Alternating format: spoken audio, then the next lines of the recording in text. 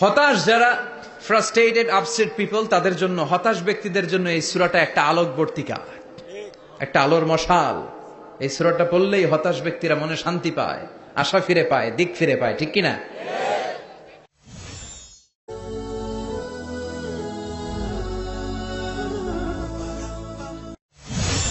আমরা শিখতে এসেছি, শিখতেই হবে, আপনাকে পড়তেই হবে।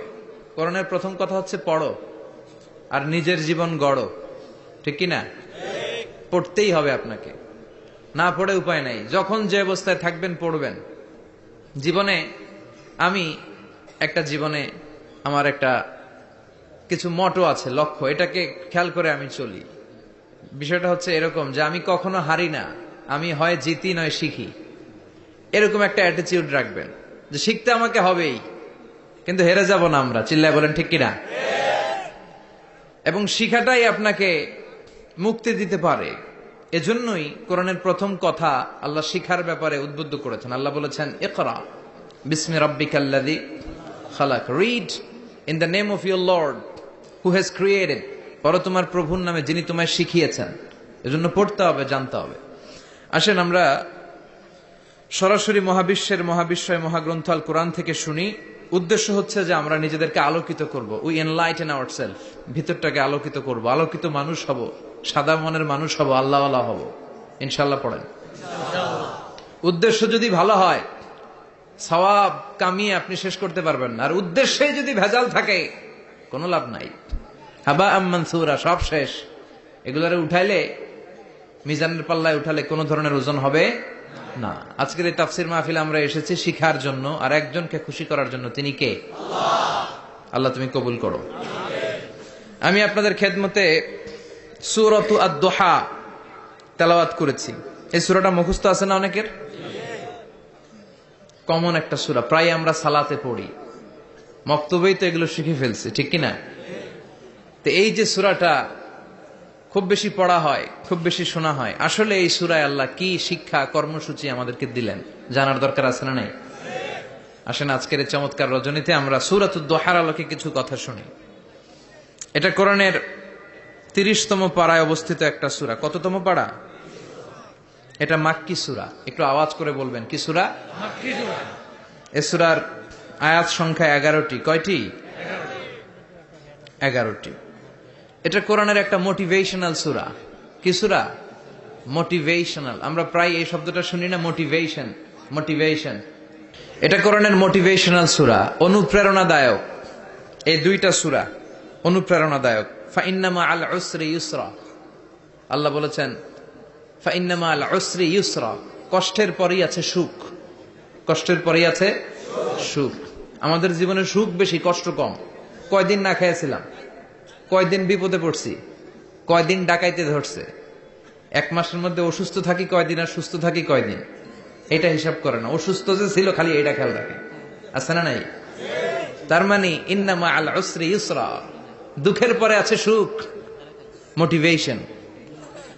প্রাণটা আবার উদ্বেলিত হয়ে ওঠে, তাই তো আসলে তো দুঃখের পরে সুখ। এজন্য কষ্ট যখন পাবেন, অসুস্থ যখন হবেন, ওইখানেও আনন্দ করবেন, কারণ সামনে আরাম আসতেছে। সুবহানাল্লাহ পড়েন। মুমিনের হারাবার কিছু নাই, দুঃখ পাওয়ার কিছু নাই। মুমিন অসুস্থ হলে অসুস্থতার মাধ্যমে তার রোগের মাধ্যমে তার গুনাহ ঝরে যায়, সে আল্লাহর কাছে প্রিয় হয়ে ওঠে। তা আমাদেরকে কেউ হারাইতে পারে? কথা বলেন। আমাদের কেউ ভয় দেখাইতে পারে? মোটিভেশনাল সূরা, সূরাতুল ইনশিরাহ আর সূরাতুদ দুহা। এখানে অনেক হিউজ মোটিভেশন আছে। যারা হতাশ, যাদের জীবন ভাল লাগে না, মরে যেতে মনে চায়, গার্লফ্রেন্ড গালি দিছে, আছে না নাই? আবার বয়ফ্রেন্ড গার্লফ্রেন্ডের গালি দিছে, এ ওড়না পেঁচায়া ফ্যানের মধ্যে ঝুলে আত্মহত্যা করে। আহা, কত বড় পাগল, তুই মরলি কেন? গালি দিছে তো কি হয়েছে? হ্যাঁ, বুঝতে চায় না, হতাশ হয়ে যায়। আর বয়স কম তো, ইচড়ে পাকা, অল্পতে কাবু হয়ে যায়। এই সূরাগুলো পড়ে না। এখানে আশার বাণী আছে। আজকে আমি জানি কথা শোনাবো আপনাদেরকে, শুরুতে আগে সংক্ষেপে বলে দিই। এই সূরার মূল কথা হচ্ছে, মানে সেন্ট্রাল থিম বা সাবজেক্ট ম্যাটার, সূরাতুদ দুহার কেন্দ্রীয় আলোচ্য বিষয় হচ্ছে নিরাশ হবেন না, হতাশ হবেন না, হাল ছাড়বেন না, ভরসা রাখবেন কার উপর? মুমিনরা নিরাশ হয়? হতাশ হয়, হাল ছাড়ে, নাকি ভরসা রাখে? কার উপর ভরসা? কার উপর? না নৌকার উপর? ধানের শীষ, নাঙ্গল, হাত পাখা, দাড়িপাল্লা, ভরসা থাকবে একজনের উপর। চিল্লায় বলেন তিনি কে? Never be sad, never lose hope. Every time you feel like you cannot go on, you feel so lost that you are so alone. Don't despair and never lose hope, 'cause Allah is always by your side. Insha'Allah, Insha'Allah, Insha'Allah, you'll find your way. Insha'Allah, Insha'Allah, Insha'Allah, you'll find your way. Every time you feel like you cannot go on, you feel so lost that you are so alone. Don't despair and never lose hope, 'cause Allah is always by your side. Insha'Allah. Pardon? Insha'Allah, Insha'Allah, you'll find a way. Insha'Allah, Insha'Allah, Insha'Allah, you'll find a way. ঠিক কি না? কি সুন্দর nasheed. Never lose hope, you will find your way.